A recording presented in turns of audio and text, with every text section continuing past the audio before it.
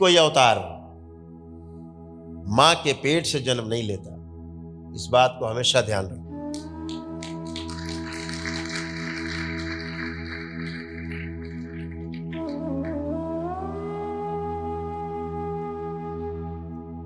जब कोई अवतार अवतरित होने वाला होता है तो केवल उसका एक अंश मात्र उस मां के गर्भ के आसपास रहता है।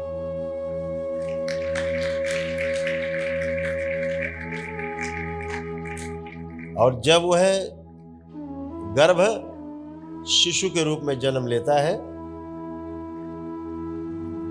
और इस योग्य हो सकता है कि जिसको अवतार लेना है वह उसमें पूरा समा सके, तब तक वह अवतार प्रतीक्षा करता है।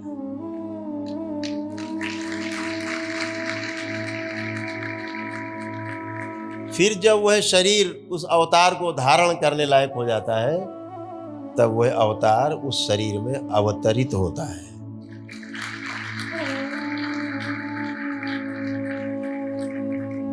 क्योंकि अवतार कभी मां के पेट से जन्म नहीं लेता।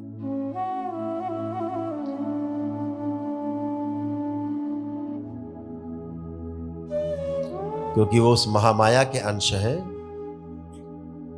और वो किसी के गर्भ से उत्पन्न नहीं होती और ना ही अपने पुत्र को उत्पन्न होने देती किसी के गर्भ से।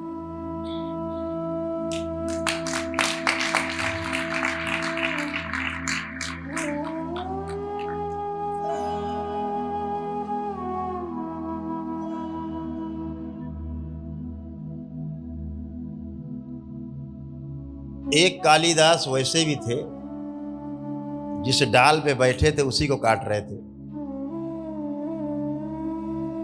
और फिर वो कालिदास रातों रात कैसे महाकवि कालिदास हो गए, ऐसे हुए, भक्त हुए, पूजे गए कालिदास। अवतरित हुआ कोई अवतरित हुआ। लोगों ने कालिदास को मूर्ख की संज्ञा दी।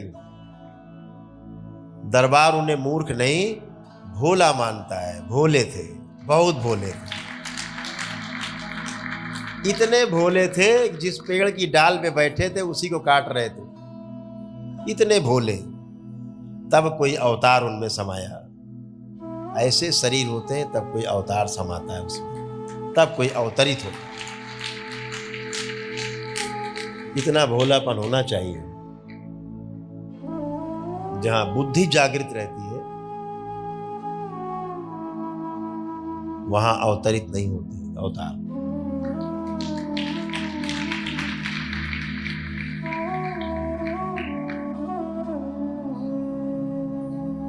तमाम महापुरुषों के नाम आपको याद होंगे, चाहे कबीर हो, चाहे नानक हो, कृष्ण हो, राम हो, बुद्ध हो, महावीर हो। ये सब एक क्षण की घटना है जो बने। वो एक क्षण आप में भी सुप्ता अवस्था में पड़ा हुआ है। जिस दिन वो जागृत हो गया, जिस दिन वो क्षण आगे आ गया, जिस दिन आपने सारी स्मृतियां भोग आपने काट लिए अपने तप से, उस क्षण को आगे आने में समय नहीं लगता। क्योंकि वो दबी हुई स्प्रिंग के समान है। जैसे ही स्मृतियों का बोझा उठता है, स्प्रिंग पूरा छलक के ऊपर आ जाता। तो लोग कहते हैं अरे ये तो रातों रात सन्यासी कैसे हो गया, रातों रात कैसे एकदम बदल गया। ये दुर्घटना नहीं, ये महान घटना है।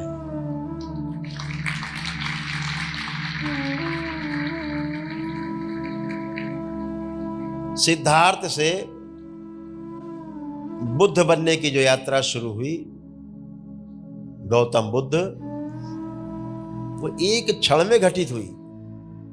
केवल एक दो चार चीजें देखने के पश्चात, अर्थी देखने के पश्चात बदल गए बुद्ध। आप भी तमाम अर्थी देखते होंगे, घर से भी अर्थियां गई होंगी, नहीं बदली। इतना जड़ है,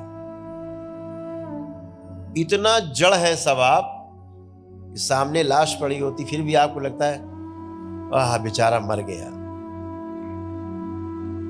ऐसे प्रकट करते कि जैसे हमको तो मरना ही नहीं है, ये बेचारा मर गया।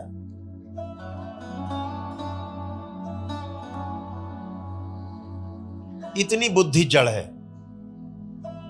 इतना अहंकार, इतना मोह है कि हम तो मरेंगे नहीं, बाकी दुनिया चाहे मर जाए।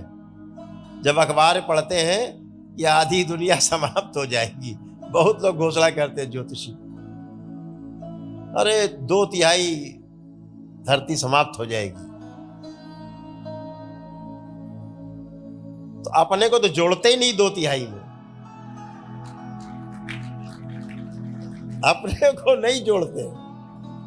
अरे बताओ 60-70% लोग मर जाएंगे, अपनी बात नहीं कर रहे हैं। उन्हें लगता हम तो नहीं मरेंगे, चाहे घर में फूट जाए एटम बम तब भी नहीं मरेंगे। और दूसरी दृष्टि से देखा जाए, दरबार की दृष्टि से, तो वो सही सोच रहे हैं आप लोग कि हम नहीं मरेंगे।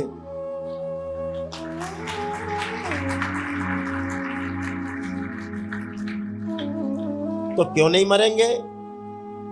क्योंकि जो जीवन है जो शरीर के अंदर है वह तो कभी मरता ही नहीं है, न मरता है न जन्म लेता है।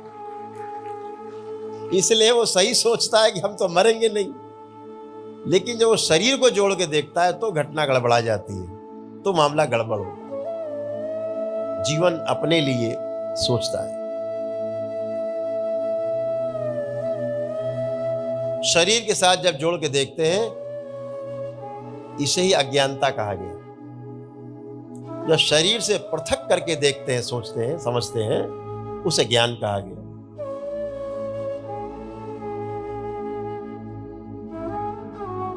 ज्ञान कभी उत्पन्न नहीं होता,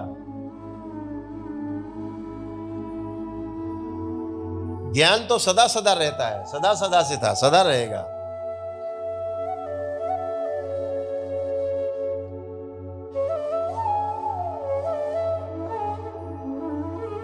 जो बात आपने कभी सुनी नहीं होती है और मंच से जब कोई वक्ता उसको बोल रहा होता है, आपके अंदर हाँ और ना चलता रहता है।